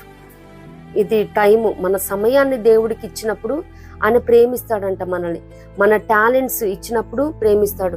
మరి మన సమయం అంటే చెప్పుకున్నాం కదా, మరి ఆయా కాలాలలో మరి ప్రార్థన చాలా ఇంపార్టెన్స్, సిగ్నిఫికెన్స్. మరి చేతులెత్తి ఇలా ప్రార్థించినప్పుడు ఆయా సమయాలలో దేవుడు అద్భుతమైన కార్యాలు చేస్తాడు. సమయాన్ని ఇవ్వలేము, మరి అన్నిటికీ సమయం ఉంటుంది, కానీ అందరూ తమ సొంత కార్యాలను చూస్తున్నారు, కానీ మరి ప్రభు కార్యాలయందు ఎవరు ఆసక్తి చూపించట్లేదు, ఎవరు చెయ్యట్లేదు, టైంని ఇవ్వలేకపోతా ఉన్నారు. అన్ని పనులకి సమయం ఉంటుంది, కానీ ఆయనను ధ్యానించడానికి, ఆయన స్తుతించడానికి, ఆయన సన్నిధిలో ప్రార్థించడానికి, ఆయన సన్నిధిలో గడపటానికి మాత్రం సమయం ఉండదు. వారానికి ఒక్కసారి ఆరాధన కనిపించే వాళ్ళే కరువైపోయారు. మరి ఈ రోజు రేపు ఆండ్రాయిడ్ ఫోన్స్ వచ్చినాయి, వెళ్ళలేకపోతున్నాము, ఫోన్లో లైవ్ చూస్తాంలే, ఈ రీతిగా అనుకునే వాళ్ళు కూడా చాలా మంది లేకపోలేదు. సమయం ఆయనకి ఇచ్చినప్పుడు ఆయన సంతోషించే దేవుడు అన్నాడు. మరి లూథర్ గారంట, నాకు ఈరోజు చాలా పని ఉంది, సో అధిక సమయం ఆయనతో నేను గడపబద్ధుడై ఉన్నాను. మనం ఎప్పుడైతే మరి అనేకమైన కార్యకలాపాలలో ఉంటా ఉన్నామో వాటన్నిటిలో మనం జయాన్ని, ఫలాన్ని చూడాలంటే, మనం బలాన్ని పొందుకోవాలి అంటే నిత్యముగా ఆయనకి ఎంత సమయం అయితే ఇవ్వాలో అంత సమయాన్ని ఇవ్వబద్ధులమై ఉన్నాము. మరి దశంభాగం అంటే చాలా మంది సంపదలోనే అనుకుంటా ఉంటారు, అంటే వాళ్ళ సంపాదనలోనే అనుకుంటా ఉంటారు. సమయంలో కూడా చూసినట్లయితే మోనిటరీ ఇష్యూసే కాదు, టైము. మరి మనం 2 hours 24 గంటల్లో ఎంత అయితే దశమ భాగం మనం ఇవ్వబద్ధులమై ఉన్నామో అంత మనం ఇవ్వాలి. 2 గంటల మరి 40 నిమిషాలు, 4 గంటలంటే 60 నిమిషాలు చొప్పున ఎంత వస్తుందో మరి అంతా ఆయనకి ఇవ్వాలి. ఇంకా అంతకంటే ఇస్తే ఇంకా వెల్ అండ్ గుడ్, దేవుడు సంతోషిస్తాడు. మరింతగా మనం దేవుని ప్రేమను పొందుకుంటాము. అలాగే టాలెంట్, మరి దేవుడు అనేకమైన తలాంతులను ఇస్తాడు. మరి దాన్ని చెడ్డదాసులాగా రుమాల్లో చుట్టి కట్టి భూమిలో భద్రపరచక, మరి దాన్ని ఆయనకి అనేక ఆత్మల రక్షణార్థమై పరలోక రాజ్య విస్తరణలో దేవుని నామ మహిమార్థమై వినియోగించినప్పుడు దేవుడు మనల్ని ప్రేమించే దేవుడే ఉన్నాడు. ఆయన ప్రేమను మనం పొందుకునే వారిగా ఉంటాం. దేవునికి స్తోత్రం. మరి టాలెంట్ విషయంలో ఏ రీతిగా, మరి ఏ టాలెంట్ ఇవ్వకుండా దేవుడు ఎవరిని సృజించడండి. ఏదో ఒకటి డిఫాల్ట్గా ఇన్బిల్ట్ అయ్యి నీలో నాలో దేవుడు తలాంతునిస్తాడు.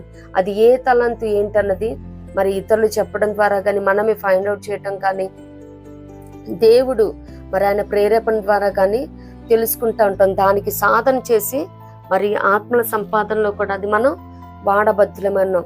ఆ టాలెంట్ ఇన్ రిటర్న్ దేవునికి ఇచ్చినప్పుడు ఆయన మనల్ని ప్రేమిస్తాడు. ట్రెజర్, దేవుడు ఏవేవైతే సంపదనిచ్చి ఉన్నాడో మరి నీ రాబడి అంతటిలో ఆయన భాగాన్నిచ్చి దేవుని మహిమపరచం ఘనపరచమని లేఖనాలు సెలవిస్తా ఉన్నాయి.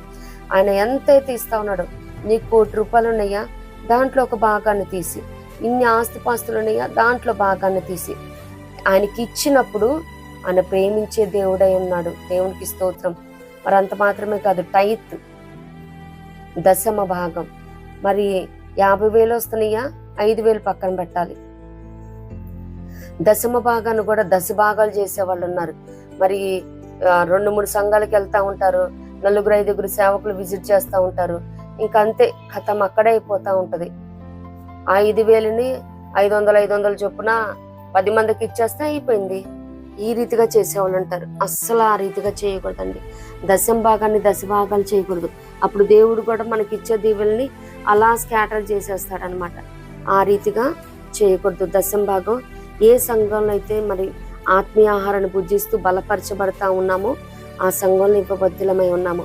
అలాగే ట్రైంఫ్, ఏవేవైతే విజయాన్ని మనం పొందుకుంటూ ఉన్నామో అది మనం చేసామని మన క్రెడిట్ కాదు. దేవా, నేను ఇంతలా ఆశీర్వదించబడ్డానంటే, ఇంతగా దీవించబడ్డానంటే, ఇన్ని విజయాలకి కారణం నీవు మాత్రమే ప్రభువా అన్న క్రెడిట్ మొత్తం ఆయనకి ఇస్తున్నప్పుడు ఇంకా అధికమైనవి మనం సాధించడానికి, మరి లాభసాటి అయినవి దేవుడు అనుగ్రహించడానికి, మరి బిజినెస్లో ఏమి, జాబ్స్లో ఏమి, మరి దేవుని యొద్ద నుండి ఇంకా మనం అనేకమైన ఆత్మీయ మేలులు, ఇహపర సంబంధమైన దీవెనలతో తృప్తి పరచబడాలంటే నిత్యంగా మనకు కలిగి ఉన్నది కూడా ఇది కేవలం నీ కృప, కేవలం నీ కృప, కేవలం నీ కృప ప్రభువా.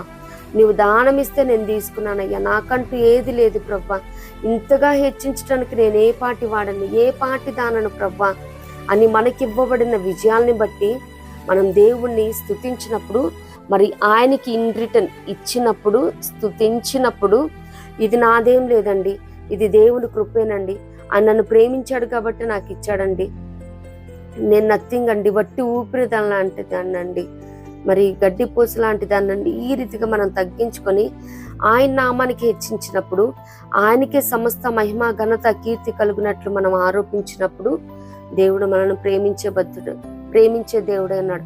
అంత మాత్రమే కాదు కానీ దేవుని ప్రేమించుకుంటే దండన విధించబడును, పనిష్మెంట్ అంట.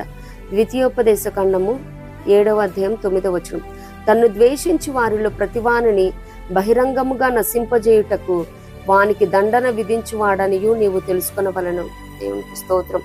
అన్నిటి దినాలలో సువార్త ప్రకటన చేయడానికి వెళ్తూ ఉంటే అనేకులు మరి దూషించడం, హింసించడం, మరి వారికి కీడు హాని తలపెట్టడం, వారి బిడ్డల్ని మరి యజమానులనేమి మరి చెరసాలలో వేయించడం, చంపివేయటం, మరి అవయవాలని కోసివేయటం, ఈ రీతిగా అనేకమైనవి చూస్తా ఉన్నాము. దేవుడు చెప్తా ఉన్నాడు, బహిరంగంగా నశింప చేయటానికి ఆయన్ని ద్వేషించే వారిలో మరి యేసయ్యని చాలా రకాలుగా మాటలు అంటా ఉన్నారు. మరి 3 మేకులు పీక్కోలేని వాడు మోక్షాన్నేమిస్తాడని మాట్లాడుతున్న వారు ఉన్నారు. ప్రతి వానికి వాని నోటి మాట చొప్పునే తీర్పు తీర్చి బహిరంగముగా నశింప చేయటానికి వానికి దండను విధిస్తా ఉన్నాడు. God sees the truth but weights. ఆయన ఏది మంచో ఏది కాదో చూస్తా ఉన్నాడు, కానీ సమయం పడతా ఉంటది. మరి మనం వేచి చూస్తా ఉన్నప్పుడు వారి క్రియల చొప్పున ప్రతివానికి ఇచ్చుటకు ఆయన సిద్ధపరిచిన జీతం ఆయన దగ్గర ఉన్నది. మనం మరి వివాదాలు పెట్టుకోవద్దని లేఖనాలు సెలవిస్తూ ఉన్నది. కాబట్టి మరి ఎక్కడైతే ఆటంకాలు కలుగుతా ఉన్నాయో అక్కడే సేవ మరి విశేషంగా జరగాలని మనందరం ప్రార్థించబద్దులమను. ప్రార్థన పూర్వకంగా వెళ్ళినప్పుడు అక్కడ ఎవరైతే ఆటంకం పరుస్తూ ఉన్నారో వారి దగ్గర నుంచే దేవుడు సహకారాన్ని ఇచ్చే దేవుడే ఉన్నాడు. లేదు, వారిని గద్దించాలనుకుంటే అది దేవుని ఇష్టం. అని ఎవరిని కనికరింపాలనుకుంటాడో వానినే కనికరించే దేవుడే ఉన్నాడు. కాబట్టి సమస్తం దేవుని పాదాల చెంత పెట్టి మన ఈ విశ్వాసయానంలో కొనసాగించబద్ధమై ఉన్నాం. అంత మాత్రమే కాదు, శాపగ్రస్తుడగుడు. 1 కొరింథీ 16:22. రెండవదిగా శాపగ్రస్తుడంట. ఎవడైనా ప్రభువును ప్రేమింపకుంటే వాడు శపింపబడును గాక. మరి దేవుని ప్రేమించకపోతే శాపం అంట. మరి దేవుడే శపిస్తే, మనుషుల మాటలకే శపించినప్పుడు అది జరుగుతూ ఉంటాయి. కొంతమంది నోట్లో ఏముంటుందో తెలియదు, కానీ వాళ్ళు ఏదన్నా అంటే మంచి జరగటమేమో కానీ కీడు మాత్రం వెంటనే జరిగిపోతూ ఉంటుంది. అలాంటిది మరి దేవుడే he himself saying let there be curse, మరి శాపం అని ఆయన చెప్తా ఉన్నాడంట. ఆయన ప్రేమించకపోతే ఇంకా అది ఎంత ఆ ఇంటెన్సిటీ, ఆ ఉగ్రత ఎట్లా ఉంటుందో ఆలోచించండి. సో మనం ఎవ్వరం కూడా దేవుణ్ణి ద్వేషించకూడదు. ప్రేమకు వ్యతిరేక పదం ద్వేషం కదండి, ద్వేషించకూడదు. మరి ఎవరైతే ప్రతి క్రిస్టియన్ కూడా దేవుని ప్రేమింపబద్ధులమై ఉన్నాము. ప్రేమించకపోతే ఆయన పనిష్ చేస్తాడు, అలాగే కర్స్ చేస్తాడు, ఆ శాపాన్ని పొందుకుంటాం అన్నమాట. ఎవ్వరు కూడా దేవుణ్ణి ద్వేషించకూడదు. మరి నేటి దినాలలో చూస్తా ఉన్నాము, క్రిస్టియన్స్ అనేక మంది మరి గర్వాపసి అని, ఎక్స్ క్రిస్టియన్ అని ఈ రీతిగా చూస్తా ఉన్నప్పుడు మనసు చాలా వేదనకరంగా ఉంటున్నది. మరి వారు నిజంగా క్రిస్టియన్స్ అయితే దేవుడు వారిని దర్శించి మరలా మందలోకి చేర్చును గాక, వారు ప్రేమను మరల దేవుని ప్రేమను రుచించుదురు గాక. దేవుని స్తోత్రం. లేదు, వారు అన్యులై ఉండి ఈ రీతిగా ఫేక్ ఛానల్స్ క్రియేట్ చేస్తూ ఉంటే దేవుడు వారిని దర్శించును గాక. దేవునికి స్తోత్రం. మరి వారిని కూడా దర్శించి ఆయన వారికి రక్షణ భాగ్యాన్ని అనుగ్రహించును గాక. మారు మనసు పశ్చాత్తాపను పుట్టించి ఆయన నామ మహిమార్థమే సాక్షార్థమే నిలుపును గాక. దేవునికి స్తోత్రం. మరి అంత మాత్రమే కాదు, కానీ ఒక ట్రూ అండ్ ట్రాజిక్ స్టోరీ మరి చూద్దాము. మరి దేవుని ప్రేమ, దేవుడు లోకం ఎంతో ప్రేమించను కాగా ఆయన తన అద్వితీయ కుమారునిగా పుట్టిన వాని యందు విశ్వాసముంచి ప్రతివాడును నశింపక నిత్య జీవం పొందినట్లు ఆయనను అనుగ్రహించను. మరి ఈ మాటకి సంబంధించి నిజంగా జరిగిన ఒక స్టోరీ ఉన్నది. అద్వితీయ కుమారుడు అంటే ఆ ద్వితీయ, దెర్ ఇస్ నో సెకండ్. ఆ ద్వితీయ అంటే రెండు కదండి, ఆ అంటే నిల్లని లేదు అని. ఓన్లీ బికాటన్ సన్ అని ఉంటుంది ఇంగ్లీష్లో. ఓన్లీ వన్ సన్ అనమాట. ఓన్లీ ఒక్కడే కుమారుడు, ఏకైక కుమారుణ్ణి మరి ఆయన పంపించున్నాడు. మరి ఈ స్టోరీలో చూసినట్లయితే it took place in the year 1937. 1937లో నిజంగా జరిగిన స్టోరీ.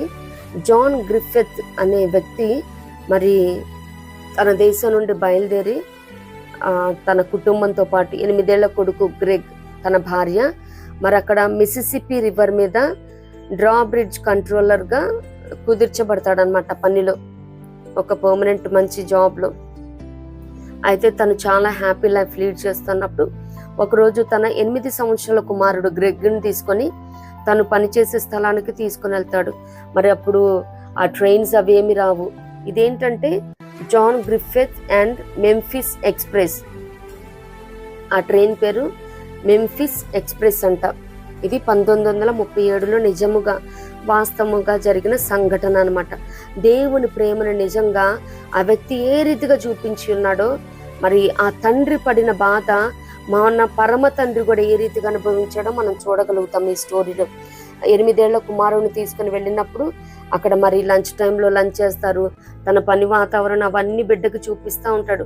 బిడ్డ కూడా చాలా హ్యాపీగా ఫీల్ అవుతూ ఉంటాడు. మా డాడీ ఇలా చేస్తాడు, ఇలాంటి వర్క్ ప్లేస్ అది ఇదని ఎక్సైటెడ్గా బిడ్డ కూడా ఫీల్ అవుతూ, ఇంకా సడన్గా బిడ్డతో ఉన్నప్పుడు లంచ్ తీసుకుంటున్నప్పుడు తన క్లాక్ చూస్తాడనమాట. 1:07 అవుతుంది. అమ్మో ఇప్పుడు ట్రైన్ వచ్చే సమయం అయిపోయింది, బిడ్డ నువ్వు ఇక్కడ ఉండమ్మా, నేను ఇప్పుడు వెళ్ళొస్తాను, నాకు కొంచెం చిన్న పని ఉంది అని వెళ్తూ ఉంటాడు. ఇంకా బిడ్డ చూస్తూ ఉంటాడు. ఇంకా తండ్రి తన పని ప్లేస్ దగ్గరికి వెళ్తాడనమాట. బిడ్డ కూడా ఇంకా తండ్రి వెళ్ళిన క్యాట్ వాక్ అనుకుంటూ ఆ మార్గంలో వెళ్తూ ఉన్నప్పుడు అక్కడ ఏం జరిగిద్దంటే బిడ్డ అక్కడ కాలు ఇరుక్కుపోతుంది. ఆ గేర్ అసెంబ్లీలో లెఫ్ట్ లెగ్ బాబుది ఇరుక్కుపోతుంది. ఇరుక్కుపోయినప్పుడు ఇంకా బిడ్డ అరుస్తూ ఉంటాడు. ఇటు చూస్తే ఏమో ట్రైన్ వస్తూ ఉంటుంది. ఆ తండ్రి ఇంకా ఒకవైపు బిడ్డను చూస్తూ ఉంటాడు, ఒకవైపు ఆ అబ్బాయి ఏమో డాడీ డాడీ అని అరుస్తూ ఉంటాడు. ట్రైన్లో more than 400 ప్యాసింజర్స్ ఉంటారు. 400 మంది ప్రయాణికులతో ట్రైన్ వస్తూ ఉంటుంది. ఇటు చూస్తే కన్న కుమారుడు, ఏకైక కుమారుడు జాన్ గ్రిఫిత్కి మరి ఏం చేయాలో పాలుపోదు. ఆ జాన్కి మరి గ్రెగ్ను వదులుకుందామా, తన గారాల పట్టి ఏకైక కుమారుడు. ఇటు చూద్దామా 400 మంది అభాగ్యులు, వారు ఏ పాపం ఎరుగని వారు.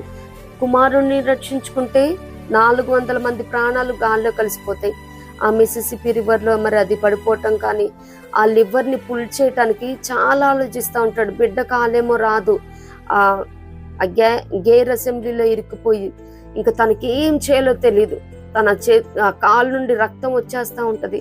ఆ తండ్రి ప్రేమ నిజముగా మన పరమ తండ్రి కూడా ఏ రీతిగా మనల్ని ప్రేమించాడో ఈ స్టోరీ చదువుతున్నప్పుడే I was shattered like anything. నిజంగా చాలా దుఃఖం అనిపించింది.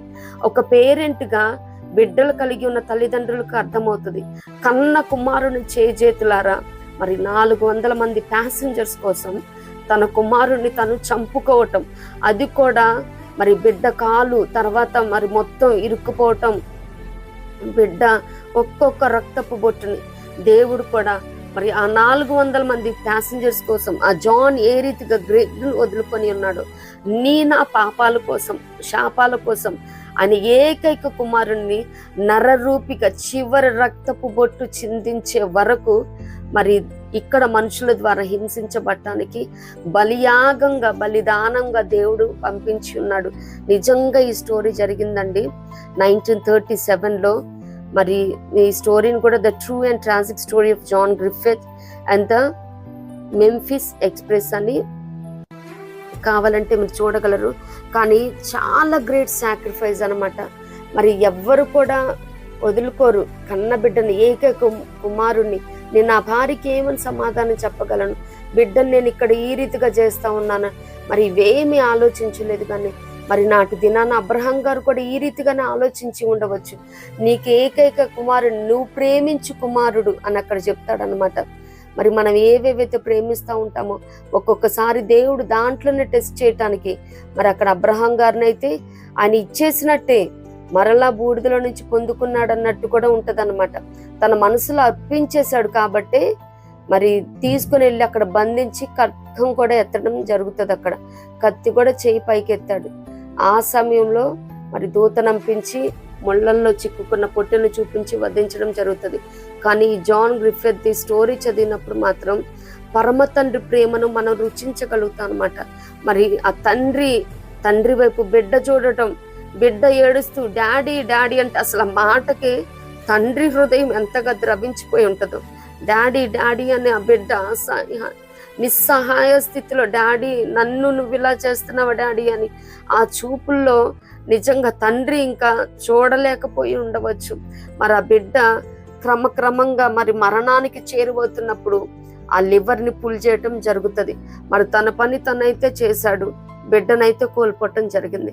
పరమ తండ్రి కూడా పాపాలలో శాపాలలో చిక్కుకున్న నీ కోసం నా కోసం తన ఏకైక కుమారుని ఈ భూలోకాన్ని పంపించాడండి.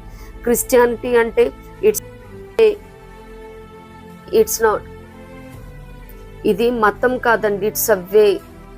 ఇది చాలా మంది అన్ని మతాలకు లాగా క్రిస్టియానిటీ ఒక మతంగా ఎంచుతూ ఉంటారు. ఇది మతం కానే కాదండి, ఇట్స్ అ వే. ఇది మార్గము, మంచి మార్గము, శుభవార్త, సువార్త, యేసు గుర్చిన వార్త. ఇది సువార్త అండి. ఎవ్వరు కూడా దేవుణ్ణి ప్రేమించాలి కానీ ద్వేషించకూడదు. ద్వేషిస్తే ఆయన దండను విధించే దేవుడే అన్నాడు. మరి శాపాన్ని పొందుకునే ఈ రీతిగా ఎవరు కూడా దేవుణ్ణి ప్రేమించాలి మాత్రమే. దేవుని దూషించవద్దు, ద్వేషించవద్దు. మరి ఆయన్ని ప్రేమిస్తే ఎన్నెన్ని రకాలుగా ఆయన దీవిస్తాడో, మరి ఆయన మనల్ని ప్రేమిస్తే ఏ రీతిగా మరి మనం ఆశీర్వాదాలను పొందుకుంటాం, ఇవన్నీ చూచి ఉన్నాము. నిత్యముగా ఆయన్ని ప్రేమిద్దాము. ఆయన ప్రేమకు పాత్రులై ఆయన ఇచ్చే దీవెనలకు ఆశీర్వాదాలకి వారసులం అవుతాం. ఇట్టి కృప ప్రభువు మనందరికీ దయచేయును గాక.